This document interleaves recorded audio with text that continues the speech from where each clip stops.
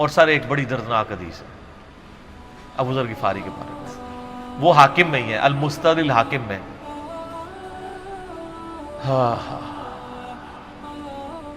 غزوہ تبوک آپ کو پتا ہے ایک ایسا غزوہ تھا جس میں جو شرکت نہیں کرے گا وہ منافق ڈکلیئر ہوگا، قرآن میں فتویٰ آ گیا تھا۔ اس سے پہلے کبھی نفیر عام نہیں تھی، یہ پہلا اور آخری موقع تھا، کیونکہ رومن امپائر سے ٹکرانا تھا، سپر پاور تھی دنیا کی، 1.5 لاکھ کی فوج لے کے کیسرے روم بارڈر پہ آ گیا تھا عرب کے۔ تو نبی علیہ السلام نے اناؤنسمنٹ کی کہ بھئی اب سب نے جانا ہے، جو نہیں جائے گا منافق شمار ہوگا، الا یہ کہ کسی کے پاس ریسورسز نہ ہو، یا کوئی مریض ہو، یا کوئی عورت ہو، یا کوئی معذور ہو۔ منافقین آگے بہانے کر رہے تھے، کچھ سادہ لوگ مسلمان بھی اس کا حصہ بن گئے۔ بخاری مسلم میں 3 اصحاب کی توبہ کا واقعہ بھی موجود ہے، وہی میری ویڈیو ریکارڈڈ ہے۔ تو کعب بن مالک کی رضی اللہ تعالیٰ عنہ علیہ السلام، تو کچھ لوگ جو ہے وہ یعنی اپنے ان معاملات کی وجہ سے کچھ پیچھے بھی رہ گئے۔ تو المستدرک الحاکم میں آتا ہے کہ صحابہ کرام کہتے ہیں کہ ہم نبی علیہ السلام کے ساتھ سفر پہ نکلے نا جب، تو نبی علیہ السلام کو آ کے کوئی بتاتا تھا، کہتا تھا یا رسول اللہ وہ جو فلاں بندہ تھا نا وہ بھی کوئی نہیں آیا، پیچھے رہ گئے۔ تو آپ علیہ السلام پرواہ نہیں کرتے تھے۔ پھر بتایا گیا یا رسول اللہ وہ بھی کوئی نہیں، یعنی جڑے نعرے مارتے سن اچے اچے، جدو ایتھے کسی کو دسایا جائے گا سر وہ تہاڈا پکا جڑا یار ہے بیلی وہ بھی کوئی نہیں جائے، تو حضور علیہ السلام کو لوگ نا فیڈ بیک دیتے یا رسول اللہ وہ بھی غائب ہے، وہ بھی نہیں آیا۔ اب 30,000 کے لشکر میں آپ نے کوئی ریکارڈ تو نہیں رکھا تھا، رجسٹر تھا، لیکن کدھر 30,000 بندوں میں کدھر کوئی رکھ سکتا ہے صاحب اس طرح، یا رسول اللہ وہ بھی رہ گیا، وہ بھی۔ تو حضور علیہ السلام کہتے ہیں ٹھیک، آپ فرماتے تھے اللہ چاہے گا تو آ جائے گا، نہیں آئے گا تو نہیں آئے۔ تو کسی نے کہا کہ وہ ابو ذر غفاری بھی پیچھے رہ گیا، آیا اور ابو ذر کو اس کے اونٹ نے روک لیا، اونٹ ہی نہیں اٹھ رہا تھا نا سر، وہ آپ کو گاڑی تو نہیں ہے نا جو سٹارٹ کر لیں گے آپ، اونٹ چلنے سے انکار کر دے، کوئی کر سکتا ہے؟ اور سر سفر کتنا ہے؟ 700 کلومیٹر، 700 کلومیٹر کا ریگستانی سفر آج کے دور میں بھی کرنا مشکل ہے، سائیکل پہ نہیں آپ کر سکتے، پیدل تو آپ سوچ بھی نہیں سکتے، اونٹ کے بغیر کیسے ہو سکتا ہے؟ جس میں آپ کو اونٹ اس لیے بھی ضروری ہے کہ اس کے اوپر آپ نے سامان لادنا ہے، پانی نہیں راستے میں پینا، ریگستان میں تو کئی کلومیٹرز تک کچھ بھی نہیں ہوتا، بھوکے پیاسے مریں گے، پھر آپ قافلے سے بھی جدا ہیں۔ تو ابو ذر غفاری کوشش کرتے رہے کس طریقے اونٹ، اسی دوران قافلہ نکل گیا آگے، تو وہ اونٹ اٹھا ہی نہیں ہے، تو حضرت ابو ذر غفاری نے اپنا سامان اپنی پیٹھ پہ لاد لیا، پیدل چل پڑے ریگستانی سفر میں۔ حاکم کی روایت ہے کہ ہم نے دیکھا دور سے ایک اکیلا شخص آ گیا جس کی پیٹھ کے اوپر بورا لدا ہوا ہے۔ تو نبی علیہ السلام کی آپ محبت دیکھیں، آپ نے فرمایا کہ تو ابو ذر ہو جا، یعنی جو آنے والا شخص ہے تو ابو ذر ہو، یعنی حضور نے خواہش کا اظہار کیا۔ آپ کو نظر تو نہیں آ رہا تھا یہ کون آ رہا ہے، آپ کی محبت، آپ کو پتا تھا ابو ذر غفاری نہیں رہ سکتا پیچھے۔ تو صحابہ کہتے ہیں آپ نے فرمایا تو ابو ذر ہو جا، تو صحابہ کہتے ہیں تھوڑی دیر بعد جب وہ قریب آئے تو ہم نے پہچان لیا ابو ذر غفاری ہیں۔ تو جب ہم نے پہچان لیا نا تو حضور علیہ السلام نے ان کے پہنچنے سے پہلے آپ نے فرمایا ابو ذر کو دیکھو اکیلا آ رہا ہے، اکیلے ہی دنیا سے جائے گا اور قیامت الدن بھی اکیلا اٹھایا جائے گا۔ دنیا سے کیا کہہ رہے گے؟ صحیح بخاری میں آتا ہے کہ حضرت عثمان غنی رضی اللہ عنہ کے دور میں چکے، یہ اس حدیث کا بھی کچھ حصہ باقی ہے، میں بعد میں بیان کروں، پہلے میں اس کو کنکلوڈ کر لوں کہ صحیح بخاری میں آتا ہے کہ حضرت ابو ذر غفاری شام چلے گئے تھے، وہاں پہ چونکہ گورنر تھے حضرت معاویہ رضی اللہ تعالیٰ عنہ، وہ قرآن کی وہ جو سورہ توبہ کی آیات ہے نا کہ جو لوگ سونا اور چاندی جوڑ کے رکھتے ہیں یہ گرم کر کے ان کی پیٹھوں پہ، ان کے ماتھے کے اوپر لگایا جائے گا قیامت والے دن، تو وہ یہ آیت پڑھا کرتے تھے، اور حضرت معاویہ سے ان کا جھگڑا رہتا تھا کہ تم لوگ جو یہ مال جوڑ رہے ہو نا اور یہ اتنے خزانے تم لوگوں نے بنا لیے ہیں، یہ نبی علیہ السلام کی تعلیمات کے خلاف ہے۔ تو حضرت معاویہ کہتے تھے یہ تو اہل کتاب کے بارے میں آیات نازل ہوئی ہیں، تو وہ کہتے تھے نہیں، یہ سب کے بارے میں ہے۔ اب شرعی حکم یہ ہے کہ مال آپ جوڑ سکتے ہیں اگر آپ زکوٰۃ دے رہے ہیں، لیکن یہ پسندیدہ نہیں ہے، طریقہ نبوت یہ نہیں ہے۔ نبی علیہ السلام نہیں جوڑ سکتے تھے، پوری زندگی زکوٰۃ دینے کی نوبت نہیں آئی ہے، حالانکہ خمس ملتا تھا، خیرات کرتے تھے۔ ابو ذر غفاری کا جھگڑا یہ تھا کہ تم تو نبی کے اصحاب ہو، تم لوگوں کو یہ زیب ہی نہیں دیتا کہ تم لوگ اس طرح کے محلات میں رہو اور اس طرح مال جوڑو۔ تو اب چونکہ سینئر صحابی تھے، ان کو ہاتھ ڈالنا بھی آسان نہیں تھا، پھر نبی علیہ السلام نے فرمایا ہو کہ اس سے زیادہ سچا انسان ہی کوئی نہیں، تو حضرت معاویہ نے خط لکھا حضرت عثمان کو کہ جی اس بندے سے میری جان چھڑائیں نا، اس کو آپ واپس بلائیں۔ تو حضرت معاویہ نے جب خط لکھا تو حضرت عثمان نے ان کو کہا تم مدینہ شریف واپس آ جاؤ۔ مدینہ شریف جب یہ واپس آئے تو صحیح بخاری میں آتا ہے کہ لوگوں کا جھمگٹا لگ گیا بزرگ غفاری کے گرد، لوگوں کو پتا تھا یہ تو بڑا یعنی زہد والا بندہ ہے۔ تو ابو ذر غفاری وہی حدیثیں سنایا کرتے تھے کہ حضور نے فرمایا یہ احد پہاڑ سونے کے برابر ہو تو میں خیرات کر دوں گا، جبکہ باقی صاحب کہتے تھے کہ مال جوڑنا جائز ہے اگر زکوٰۃ کوئی دیتا رہے۔ وہ یہ کہتے تھے کہ یار یہ تم لوگوں کو تو زیب نہیں نہ دیتا، یار تم لوگ تو یہ باتیں نہ کرو، تم لوگ نبی کی صحبت یافتہ ہو، تم لوگوں کو تو زہد ہونی چاہیے تم لوگوں کی زندگی میں۔ اب لوگوں کا ہجوم ان کے گرد لگ گیا، اور پھر حضرت عثمان نے ان کو خلیفہ وقت بلایا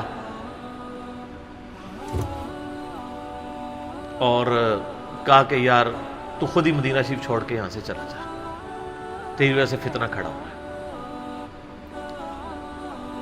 تو حضرت عثمان نے کہا میں نے تو نبی علیہ السلام سے سنا تھا کہ حکمرانوں کی اطاعت کرنا، صبر کر لینا۔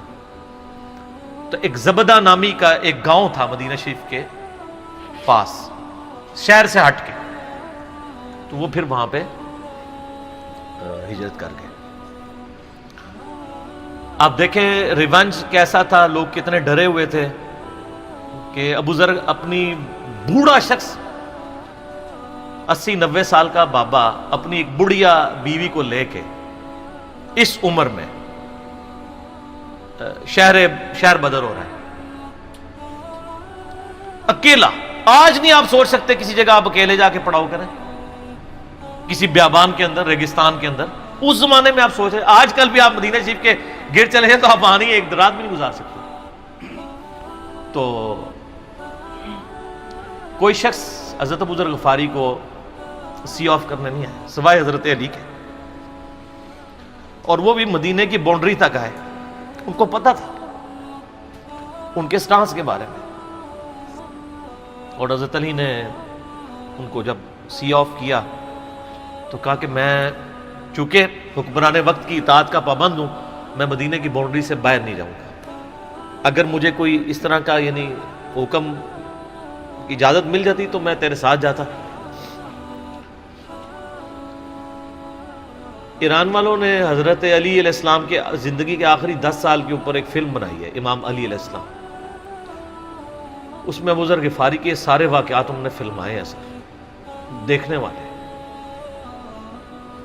جب مولا علی چھوڑنے آتے ہیں، پھر جو ان کی ڈیبیٹس ہوتی ہیں مدینہ شریف میں لوگوں کے ساتھ، وہ ساری انہوں نے ویڈیو میں فلما دی۔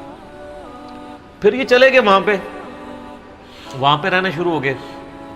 اب اس حدیث کی طرف واپس آ جائیں جو فرمایا آپ علیہ السلام نے اکیلے ہی مرے گا۔ تو ابو ذر غفاری، اس حاکم کی روایت میں آتا ہے ابو ذر غفاری کی موت کا وقت قریب آ گیا، صرف بیوی ہے پاس۔ بیوی نے رونا شروع کر دیا کہ حضرت آپ فوت ہو گئے، آپ کو کفن کون دے گا، آپ کو غسل کون دے گا، آپ کو دفنائے گا کون، میں عورت ذات کیا کر سکتی ہوں۔ حضرت ابو ذر نے کہا کہ نبی علیہ السلام سے میں نے سنا تھا کہ تو اکیلا مرے گا، پھر مسلمانوں کا ایک قافلہ وہاں سے گزرے گا جو تجھے کفن دے کے دفنائے گا اور جنازہ بھی پڑے گا۔ تو نے فکر نہیں کرنی، جب میں مر جاؤں تو میری لاش کو چوراہے پہ رکھ دینا، گزرگاہ پہ، جو یعنی مدینہ کی طرف راستہ آتا تھا گاؤں ایریا سے گزر کے، اللہ میرا بندوبست کر دے گا۔ وہی ہوا کہ ان کے مرنے کے بعد مسلمانوں کا ایک قافلہ دور سے آ رہا تھا. تو اسی مستدل حاکم کی حدیث میں آتا ہے کہ سر قافلہ بھی سنے پھر کون ہے؟ عبداللہ ابن مسعود. ابو ذر غفاری بھی زہد کے امام، ابن مسعود بھی زہد کے امام، ابو درداء بھی زہد کے امام.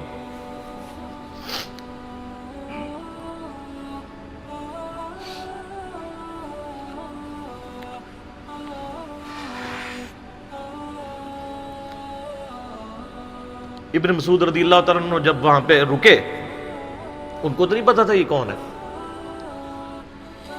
تو انہوں نے کہا بی بی کیا وہ؟ ان کا میرا خامند مر گیا ہے. ان کا یہ کون ہے؟ تو انہوں نے کہا ابو ذر غفاری. عبداللہ ابن مسعود کی چیخ نکل گئی، چیخ ماری انہوں نے. ان کا واہ. اللہ کے نبی نے فرمایا تھا کہ ابو ذر اکیلا آ رہا ہے تبوک کے موقع پہ، دنیا سے بھی اکیلا جائے گا، اور قیامت الدن بھی اکیلا اٹھایا جائے گا. یعنی اب اسی سرزمین سے ہی اس نے اٹھنا ہے نا، ہر بندے نے اپنی قبر سے اٹھنا ہے.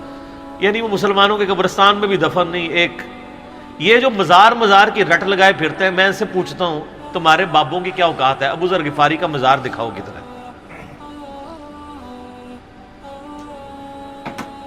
جو اس روئے ارض پہ نیلی چھتری کے نیچے سچا ترین انسان جس کو اللہ کے نبی کہہ رہے ہیں، اس کا کوئی مزار نہیں ہے. غریب المتنی میں مرا ہے، اس کی قبر بھی ایسی جگہ ہے جہاں مسلمانوں کے پاس قبریں بھی کوئی نہیں ہے. ایک ریگستان میں اکیلی قبر ہے، اس قبر کا بھی کسی کو نہیں پتا، اس پہ کوئی مزار بھی نہیں ہے، اور قیامت الدین بھی اکیلا اٹھایا جائے گا. یعنی قیامت تک وہاں پہ کوئی قبرستان بھی نہیں بنے گا. ظاہر نبی علیہ السلام کی یہ بھی خبر ہے. تو کیا وہ ناکام ہو گیا اگر مزارات ہی دلیل ہے کامیابی کی؟ تو عبداللہ ابن مسعود رضی اللہ تعالیٰ نے ان کو غسل دیا، کفن دیا اور دفنا دیا. یہ پوری ڈیٹیلز آپ کو المستدل حاکم میں مل جائیں گی. تو ابو ذر غفاری ان چند شخصیات میں سے ہیں جن میں پوری امت کا اتفاق ہے ان کی نیکوکاری کے اوپر. شیعہ بھی ان کو بہت رسپیکٹ دیتے ہیں، اہل سنت بھی دیتے ہیں، صوفیاء کے ہاں بھی ان کو امام مانا جاتا ہے زہد کی وجہ سے. آپ تصوف کی جتنی کتابیں پڑھیں، چاہے امام غزالی کی ہوں، رسالہ قشیریہ پڑھیں، اور لوگوں کو بھی پڑھنا شروع کریں، تو ابو ذر غفاری آپ کو زہد کے امام کے طور پہ ملیں گے کہ ان کی زندگی میں یعنی یہ زہد تھا کہ انہوں نے کس طرح کی زندگی گزاری ہے. سر لوگ مجمع میں مرتے ہیں، ان کو یاد کوئی نہیں کرتا، اور ابو ذر غفاری کو آج بھی دنیا یاد کر رہی ہے، ہم بھی یاد کر رہے ہیں رضی اللہ تعالیٰ عنہ علیہ السلام.